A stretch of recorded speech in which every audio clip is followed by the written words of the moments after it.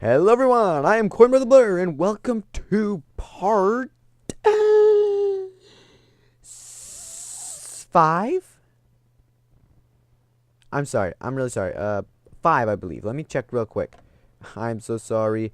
I should know, but it's been a while since I made one of these, because I didn't know if you guys really liked them or not.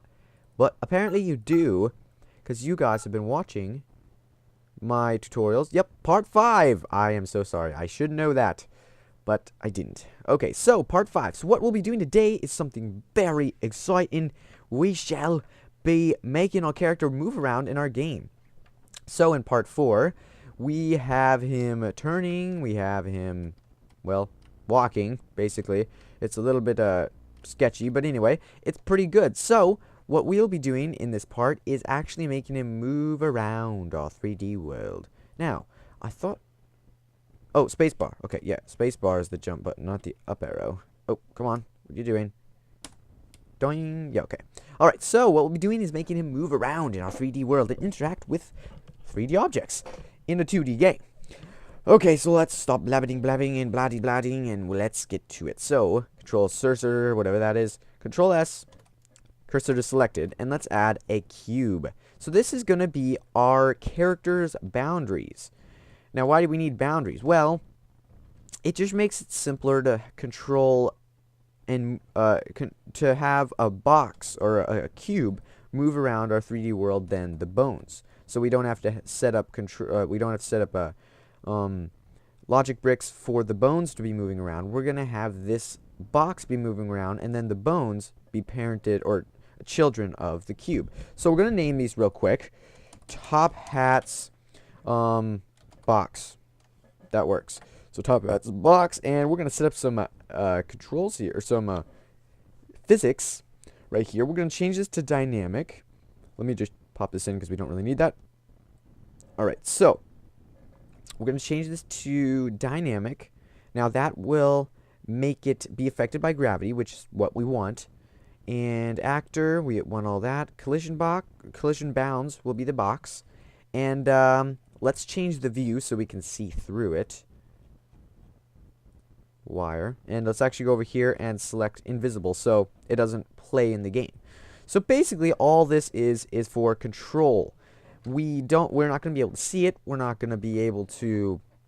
Well, we will be able to interact with it because it will be interacting with other objects. But we will not be able to see it. And it will look like we're moving our character. Well, in reality, we're moving his box. So let's select this bones and let's parent them to this, or make them children of it. There we go. So now we move around this box and everything follows, and this is parented to this and this is parented to this, so it's kind of a string, and that's what you do in Blender. So we shall have a big problem. Well, no we won't, but if we didn't have these turned off, which, I'm sorry, I cannot remember if I turned them off or not. I probably did, because it defaultly is not. It defaultly is static, and I'll just change it to the default. Okay, that one is static. Wait.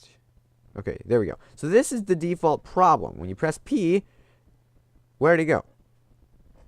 He had to go to the bathroom.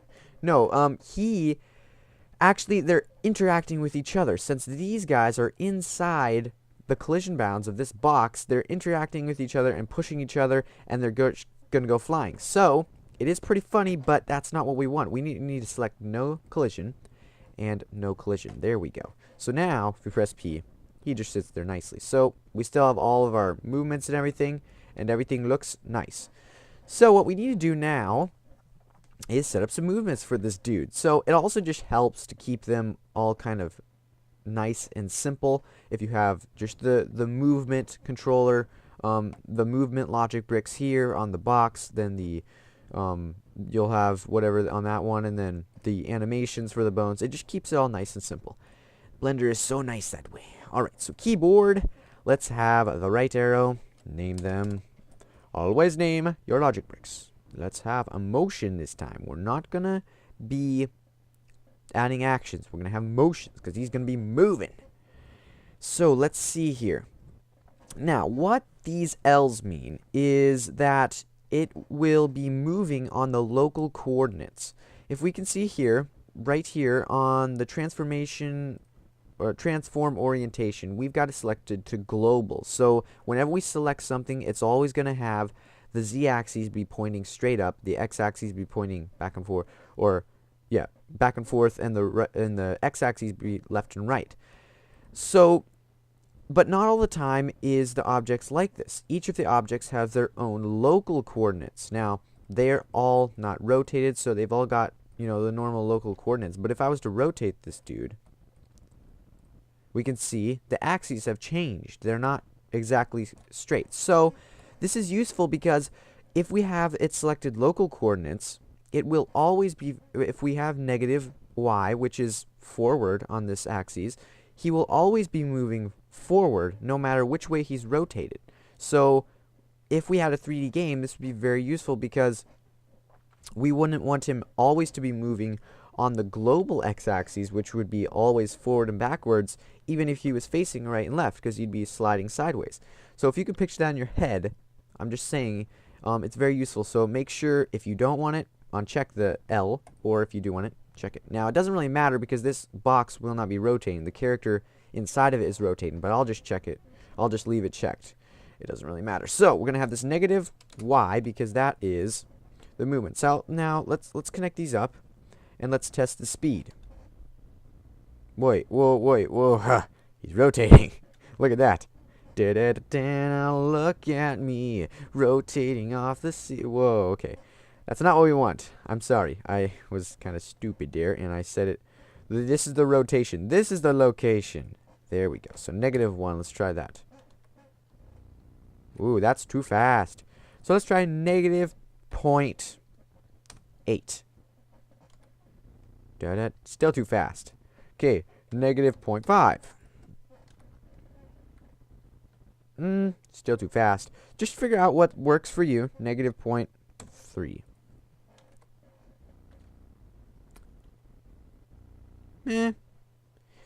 I'd say that's almost perfect. A little too fast still. So, maybe 2.5. There we go. I'd say that's good. That's good enough. It's just a simple Blender game. It doesn't matter, really.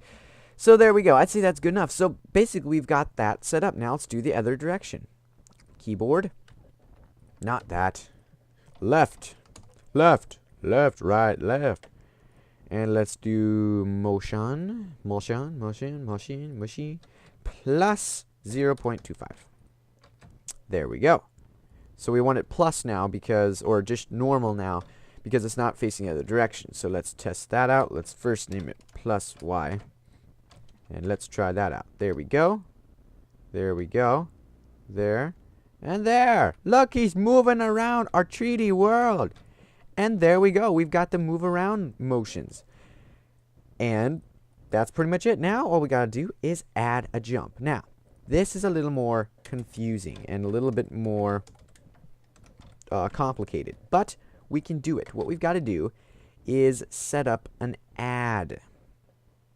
This is an add, and we're going to have to set up a few planes and things like that. Well, we'll get to that. So what we're going to have is plus on the z-axis, just basically, and what this add button right here does is it will add this much, however much we have set up, let's just say 1, on the z-axis every time we're holding down our spacebar, which can be very much a problem because you can imagine we don't want we don't want an infinite jump. We want him to jump a said distance and then let go. So what we've got to do actually is set up a maximum velocity.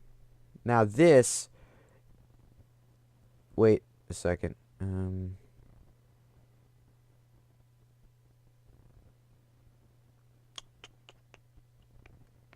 I'm sorry, I gotta think a little bit because it's been a while since I've done one of these. I think I'm actually doing it wrong. Just a second. When it does that.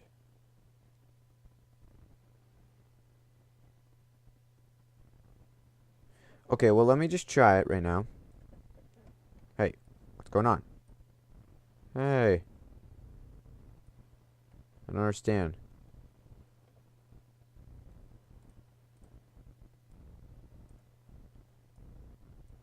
Okay, whatever. Alright, so, yes, so he's hovering. He's like, yes! So that's not what I want. Man, why can't I think what am I supposed to do? I'm really sorry. I don't want to burden you with all this thinking, just wasting time. So I'm going to pause it, and then I'll come back after I figure it out. Alright? I'm sorry about that, but that's what gotta do. Alright, so see you in a little bit.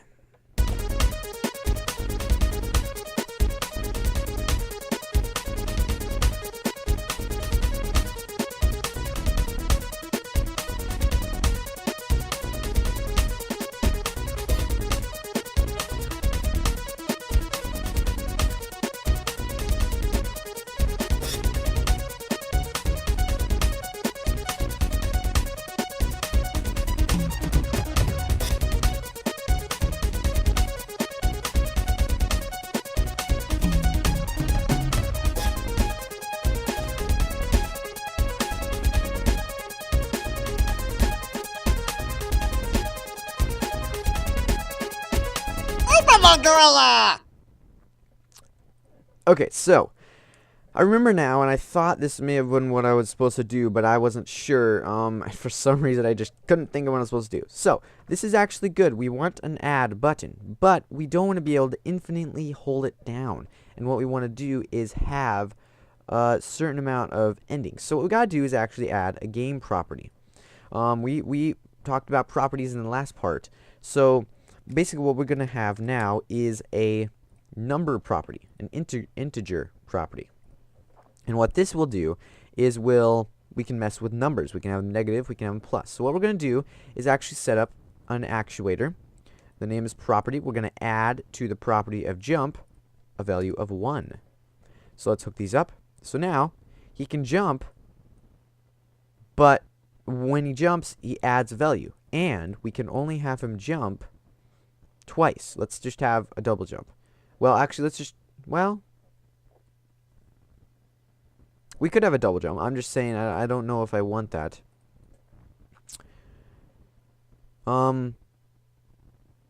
Sure, I'll have a double jump, I guess. Maybe not. I don't know. What do I do? I'll just leave it simple, okay? No double jump. Alright, that's the simplest. Okay, so what we want is interval. We want the minimum to be 0 and the maximum to be 1. So we need him in between that if he can even jump. So he can jump once. Jump. Wait a second. He can jump, but he cannot jump again. But the only problem is he does tap. So we're just going to press the tap button. So that will act. Oh, wait, not that. This. Okay, so we can't press it and hold it down. It will only activate for a split second, and that's what we want. Okay? So, I mean, it's not even a lift. So we need to add, obviously, much more to the lift. So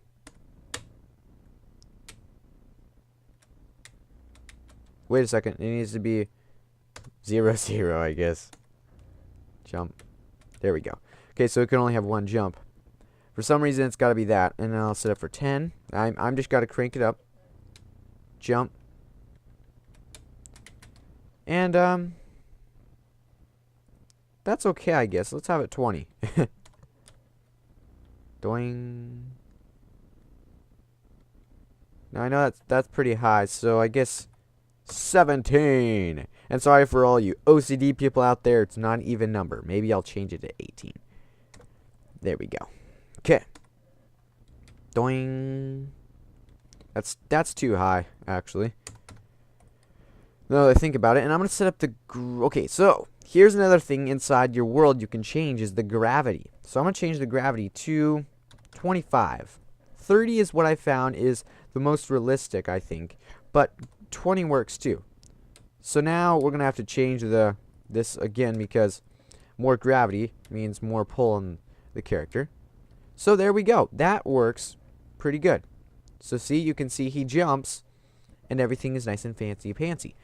So let's actually turn this up higher because I don't like how slowly he falls. He jumps and falls. Okay. And then maybe this would be 25.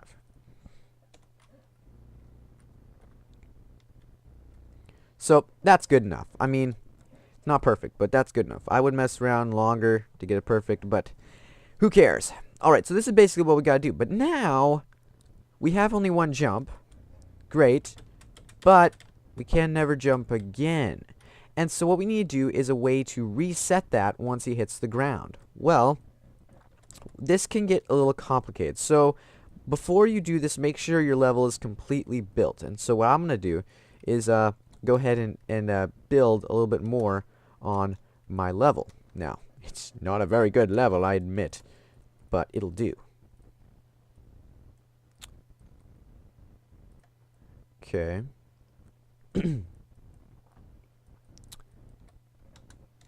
Now, this process can be very time-consuming, but very fun at the same time. So we're just going to mess around here, build some basic obstacles.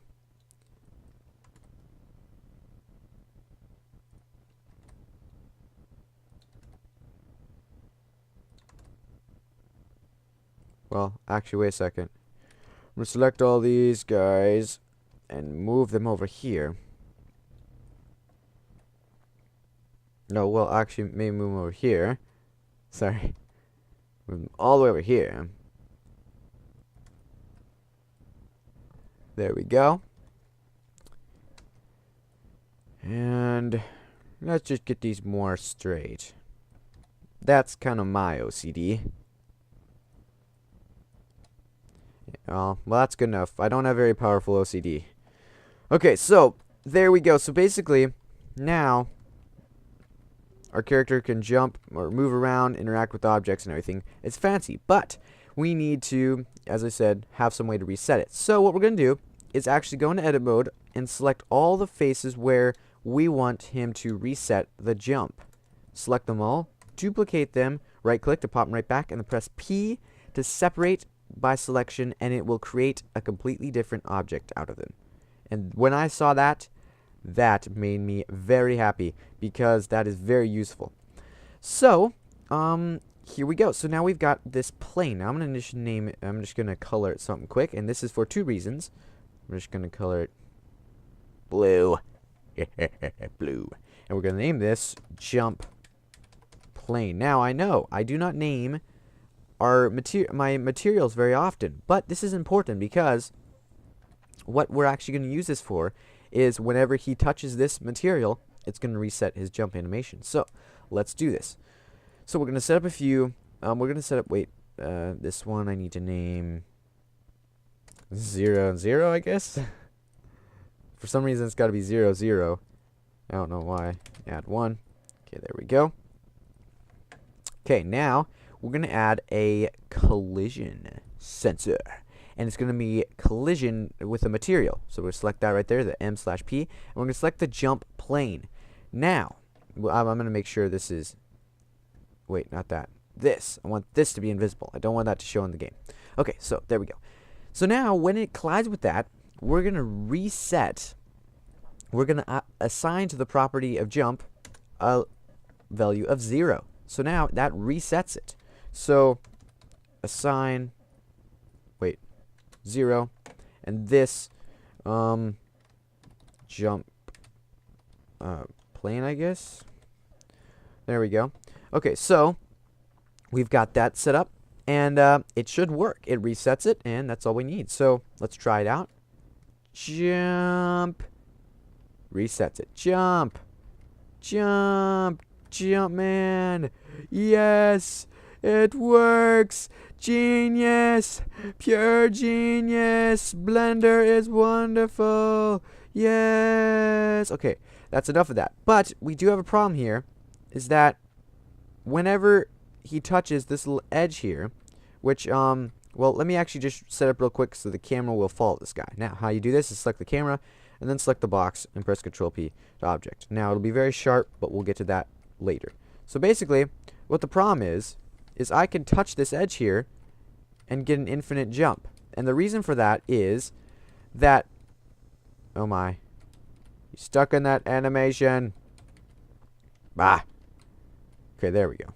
Now, the reason for that is he can still touch right here at the edge. Right here. He can still touch right here where my 3D cursor is. He can touch that, and it will reset. So what we need to do is actually go into edit mode of all this and just select these. Now, if you want to leave it in, that's up to you. But really, you're supposed to kind of select all these and scale them down so you can't cheat. But I'm just going to leave those in for fun. And maybe even make it a little bit easier to do it. Now, I know that's kind of cheating, but yeah. And also, if you want to add a kind of a funny glitch on purpose, you can select one of these, duplicate it, and do this. So people have like an invisible stairway, and people will be excited about that. At least I know I would. Especially on our Coin Brothers video. Like that. So he can go flying way up in the air. Let's try it out. Jump. Do do do do do. Jump, jump, jump, jump, jump, jump. Wait. Why is there a boundary here? Oh, wait, we didn't set these up for, well, we need to set them up for ghost. I'm sorry. Because we don't want them to really have any collision, but we do want them to help us. Is it right here? Right here? What? Now what? It's not resetting it. Huh?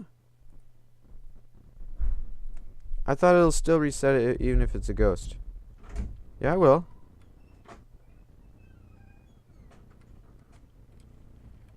Why is it not working? Oh, I don't know. Oh well. Okay, that doesn't matter. So anyway, that's basically the way it should work, but I'm not going to mess around with it right now. So, yeah, I guess that's it for this part. We've got our character. He can jump around. He can do kind of fancy tricks. And, yeah. So, that's how you do it. So, yeah, I guess that's all for this part. What I'll be doing next part is, hopefully, showing you guys how to add a little bit more detail into your game, like adding sounds, music, all kinds of fancy things like that. And, yeah, so that'll be a fun episode as well. So, yep, that's about all there is to say. So, remember to support our Coin Brothers channel by subscribing if you want. We're not pressuring you to, but you can if you want. Meaning I bought, do games and all kinds of cool things on our channel. And, right now we're playing Super Mario 64 version 1.3 multiplayer, and so you can go check that out. Now that will be coming a little bit slower because we don't see each other that often, and that's something we're going to play together. And so we're sorry about that, but we, by ourselves, do games quite often. Our main thing still is doing games together, but we do some fan games by ourselves. Soon I'll be doing Super Mario 63 and such and blah, blah, blah, blah, blah. So remember to keep watching for that. Also, like the video if you like it, and leave your questions in the comments because we do question and answers after a while. And any questions you got for Blender, put them in the comments. Any tutorials you want me to make, put it in the comments because I will try to make them for you guys. Alright, so I'm going to save and